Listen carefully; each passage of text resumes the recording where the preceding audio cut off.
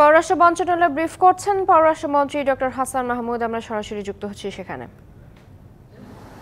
সব নাবিকরা ভালো আছে, যেহেতু তারা একটা ট্রমার ভিতর দিয়ে গেছে, সেই কারণে সমস্ত নাবিকদেরকে, অর্থাৎ এতদিন ধরে যারা ছিল, যারা জিম্মি পরিস্থিতির মধ্যে ছিল, জিম্মি হয়েছিল, তাদের সবাইকে জাহাজ থেকে নামিয়ে দিয়ে নতুন ক্রু দিয়ে আবার এমভি আব্দুল্লাহ তাদের কার্যক্রম শুরু করে।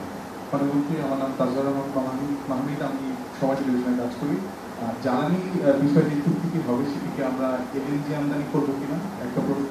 আর আপনি কিছুদিন আগে বলেছিলেন যে 22 এপ্রিল অর্থাৎ আজকে মিয়ানমারের সেনাদেরকে ফেরত পাঠানো হবে, সমুদ্র স্থিতিশীল থাকবে, সেই বিষয়টির আপডেট।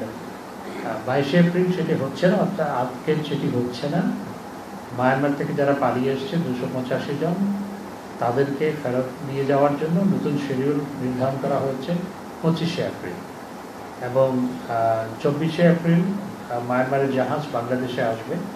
বাংলাদেশে 144 জন বাংলাদেশি নাগরিক মায়ানমারে নানাভাবে আটকা পড়েছিল, অনেকে বন্দিও ছিল, তাদেরকে নিয়ে আসবে মায়ানমারের জাহাজ 24 এপ্রিল অর্থাৎ পরশু দিন, এবং 25 এপ্রিল মায়ানমারের বিজিপি সদস্যদের নিয়ে তারা নিয়ে যাবে। এটি নতুন শিডিউল।